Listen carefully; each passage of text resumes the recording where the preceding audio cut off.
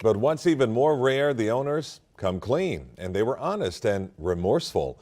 Here's Local 10's Jeff Hines here with tonight's Dirty Dining Report. The best fast food chain in America serves over 69 million customers every single day. But by the time we reach the bottom of this list, you'll witness restaurant chains that are literally padlocking their doors and leaving workers unpaid. We're counting down from the untouchable champions to the absolute disasters of American fast food, and some of these rankings are going to make you seriously question everything you thought you knew about your favorite drive-thru. Starting at the top, our number one chain is McDonald's. And yeah, I know, you probably just rolled your eyes. But hear me out. McDonald's pulled in between $53 and $56 billion in U.S. sales last year, which is more money than the entire GDP of some countries. Their loyalty program grew by 30%, and when they launched that $5 meal deal last summer with a McDouble or McChicken, small fries, 4-piece nuggets, and a drink, every other chain in America scrambled to match it. They basically forced everyone else to lose money just to keep up. But here's the weird part. McDonald's has the worst customer satisfaction score of any major chain at just 70 out of 100. People complain about the service, the consistency varies wildly between locations, and yet they still dominate because they're everywhere, they're fast enough, and when they drop prices, the entire industry reshapes itself around them. They're not the best at anything except being so massive that gravity bends around them. Their average store does about $3.8 million in annual sales, and with over 13,000 U.S. locations, they have more real estate presence than most retail chains. The Golden Arches are recognized by 97% of American children, making it more recognizable than the Christian cross. That level of brand penetration means even when customers are dissatisfied, they keep coming back, because McDonald's has programmed itself into American culture at the deepest level. You know what's actually crazy? McDonald's ice cream machines being broken has become such a universal experience that there's a website tracking which ones are working in real time. Yet people still go back, hoping today will be different. That's the power of being number one. You can fail at basic stuff, and customers will forgive you because you're convenient and cheap enough. Coming in at number 2 is Chick-fil-A, which has won the customer satisfaction crown for 11 straight years with a score of 83. They make $22 billion with way fewer locations than McDonald's, and each store averages more sales than almost any other fast food restaurant in existence. The crazy part is, they do all this while being closed every Sunday, which is basically like giving your competition 52 free days every year to steal your customers. Their average unit volume hits 8.5 million per year, which means a single Chick-fil-A location generates more revenue than 3 typical fast food restaurants combined. The trade-off with Chick-fil-A is speed. Studies show their drive-thrus take longer than almost everyone else, not because they're inefficient, but because the lines are so insanely long that even with their famous efficiency, you're still waiting. It's the only chain where people will sit in a line that wraps around the building twice and still come back tomorrow to do it again. They've mastered something called operational excellence, where every employee says, "My pleasure," instead of "You're welcome," where someone stands outside with an iPad to take orders in the rain, and where the chicken is actually hand-breaded in the kitchen every morning. These details that seem small add up to create a customer experience that generates fanatical loyalty, even when the wait times would kill any other brand. I've personally watched people wait 45 minutes in a Chick-fil-A line while there's a KFC next door with 0 cars. That's not about the food anymore. That's about something deeper, that Chick-fil-A has figured out that nobody else can copy. Number 3 might surprise you because it's not even burgers. Starbucks pulls in over $30 billion in U.S. sales, making it the second biggest quick-service chain after McDonald's. Their digital ordering system is the best in the business, with 35% of all orders coming through their app. They've turned coffee into a lifestyle brand, and their customer satisfaction score of 80 proves they're doing something right, even if a basic coffee costs more than a gallon of gas. The average Starbucks customer visits 6 times per month, and spends about $800 per year, which is absolutely insane when you realize that's more than many people spend on groceries in 2 months. They've convinced America that $5 coffee is normal, $7 drinks are treats, and waiting 10 minutes for a beverage with your name spelled wrong is actually part of the experience. You want to know how good Starbucks is at manipulation? They intentionally design their stores to smell like coffee even when nothing's brewing. They play music that's just interesting enough to keep you there, but not so interesting that you focus on it instead of spending money. And they train baristas to write your name wrong sometimes because it makes you post about it on social media. Free advertising from your mild annoyance. Taco Bell lands at number 4, generating about $16 billion across 7,600 stores. They're the undisputed value champion, consistently ranking at the top for drive-through speed and accuracy. When everyone else was raising prices during inflation, Taco Bell kept pumping out new $5 boxes and dollar menu items. They've mastered the art of taking the same 7 ingredients and recombining them into endless new menu items that somehow always work. Their research and development team sits in a test kitchen in California inventing things like the Doritos Locos Taco, which sold 1 billion units in its first year. They understand that fast food innovation doesn't mean fancy ingredients. It means taking familiar flavors and presenting them in ways that feel new and exciting while keeping costs so low that teenagers can still afford to eat there 3 times a week. The genius of Taco Bell is they've convinced us that a Crunchwrap Supreme is somehow fundamentally different from a burrito when it's the exact same ingredients just folded differently. They're basically food DJs, remixing the same beats into new songs that we keep dancing to. Now we get to the growth monsters, starting with Wingstop at number 5. This chain posted an absolutely insane 19.9% same-store sales growth in 2024, with each location averaging $2.1 million in sales. 70% of their orders are digital, and they're opening new stores so fast that their system-wide sales jumped 36.8% in a single year. They figured out that wings plus digital ordering plus delivery equals printing money. Their business model is brilliant in its simplicity. Small stores with minimal seating, a focused menu that's mostly wings and fries, and a digital-first approach that means most customers never even walk inside. They're building the fast food chain of the future, while everyone else is still trying to figure out how to update their 1970s model. Number 6 goes to Raising Cane's, the chain that sells basically one thing: chicken fingers.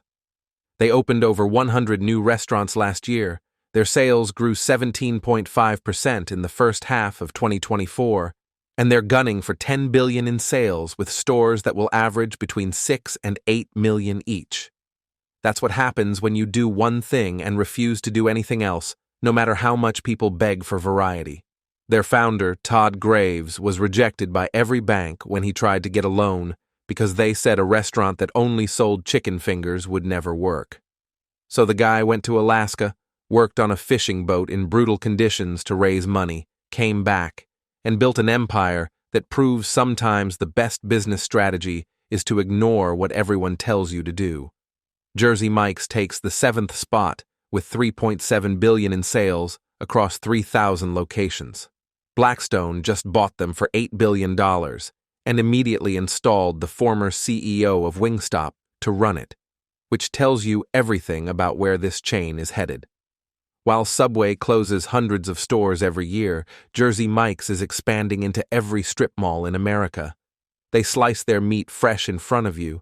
They actually season their sandwiches with oil and vinegar, and they've positioned themselves as the premium option in a category where Subway raced to the bottom on price and quality. Private equity doesn't drop $8 billion on a sandwich chain unless they see massive growth potential, and with Subway abandoning huge chunks of the market, Jersey Mike's is walking into wide-open territory. Domino's rebounds into 8th place after figuring out how to list on Uber Eats and DoorDash while still using their own drivers. Their same-store sales grew 3.4% in the second quarter of 2025, proving that even the old guard can learn new tricks. They resisted third-party delivery for years, then finally gave in, but did it on their own terms, keeping control of the actual delivery while getting the extra orders. This is a masterclass in adaptation because Domino's spent decades building their own delivery infrastructure and technology, then watched new customers gravitate toward aggregator apps. Instead of surrendering their delivery operation or stubbornly refusing to change, they found a hybrid model that gives them the best of both worlds. Remember when Domino's admitted their pizza sucked back in 2010? They ran ads showing real customer complaints, completely changed their recipe, and basically said, "Sorry, we'll do better." That kind of honesty in fast food was unheard of, and it totally worked. Now they're doing the same thing with delivery apps, admitting the world changed and adapting instead of dying on principle. Number 9 is Chipotle, which normally would rank way higher, but they hit a rough patch with same-store sales falling 4% in the second quarter of 2025. Their average store still does $3.2 million in sales with 35% coming through digital channels. But when low-income customers started pulling back, Chipotle felt it hard. They're still an operational machine, just temporarily knocked off course by the value wars. The problem Chipotle faces is that they've trained customers to expect huge portions of high-quality ingredients, but their average bowl now costs $15 in many markets. When McDonald's offers a full meal for $5, it's hard to justify spending 3 times that for what's essentially rice, beans, and some protein. Popeyes lands at number 10, and they're in the middle of a massive overhaul called Easy to Run that involves 30 different kitchen and process changes. Their franchisees are now making about $255,000 in profit, and they're planning to add 800 more stores by 2028. The chicken sandwich broke the internet in 2019, saved this brand, and now they're trying to make sure the rest of the operation can keep up with the hype. Before that sandwich, Popeyes was slowly dying, stuck in 4th place in the chicken wars with inconsistent service and dirty stores. One viral menu item completely reversed their trajectory, proving that in fast food, you're only one hit product away from redemption, or one miss away from irrelevance. Moving into the middle of the pack at number 11, we have Wendy's, which learned a brutal lesson about communication earlier this year. When they mentioned dynamic pricing on an earnings call, the internet immediately assumed they meant surge pricing like Uber, where prices go up when it's busy. They had to scramble to clarify that they just meant digital menu boards that could show different promotions, not charging you more for a burger at lunchtime. The whole disaster showed how one misunderstood phrase can torpedo your reputation for months. Wendy's actually has solid fundamentals with fresh, never-frozen beef, a breakfast menu that's gaining traction, and social media game that regularly goes viral for roasting competitors. But none of that matters when customers think you're trying to squeeze them for an extra $2 because it's noon on a Tuesday. KFC slides in at number 12, and their American struggles are painful to watch. Their customer satisfaction score dropped 5% to 77, while every other chicken chain is eating their lunch. Globally, KFC is still powerful, but in the U.S., they're getting destroyed by Chick-fil-A, Raising Cane's, and Popeyes. The Colonel's secret recipe can't compete when everyone else has figured out that American customers want either premium service or viral menu items, not just adequate fried chicken. KFC's problem is that they're stuck in the middle with no clear identity. They're not fast enough to compete on speed, not cheap enough to win on value, not premium enough to charge higher prices, and not innovative enough to create buzz. Number 13 is Burger King, deep in a $400 million turnaround plan called Reclaim the Flame. They launched their own $5 Your Way meal to fight McDonald's, they're remodeling stores, and they've closed hundreds of underperforming locations. Their same-store sales finally turned positive at 1.5% in mid-2025, which sounds small, but when you've been bleeding for years, any growth feels like a miracle.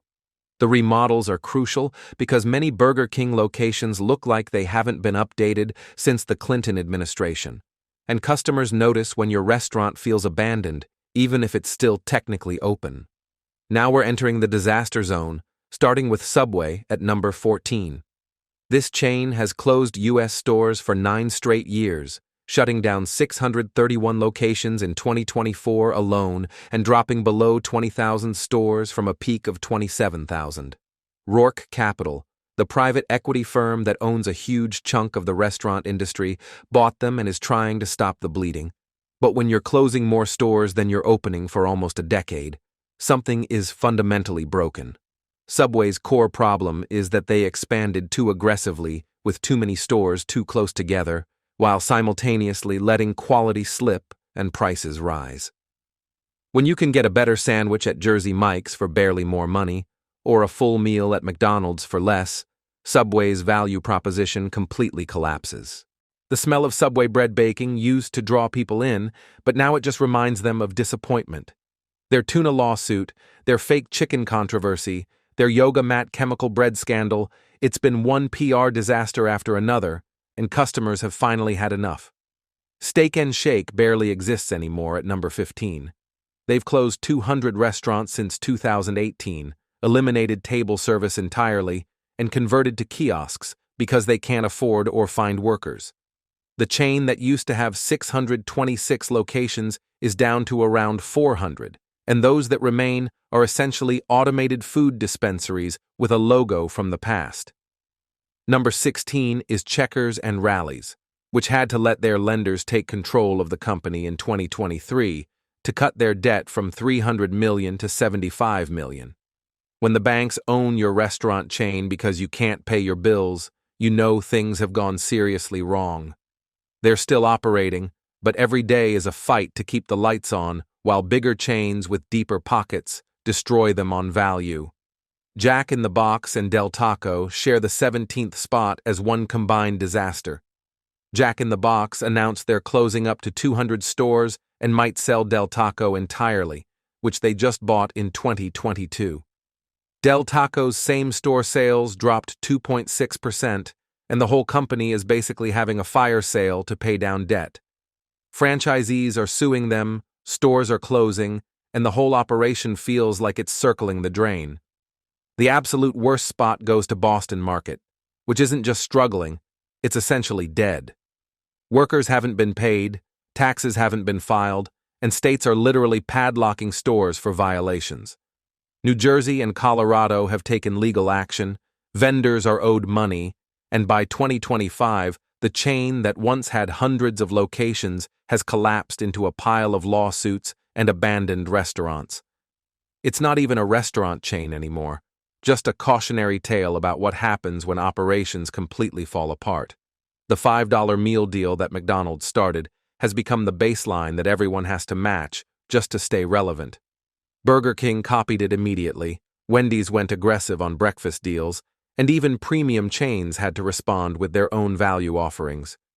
But surveys show customers still think fast food is too expensive even with these deals, which means the value perception problem that started during inflation isn't going away.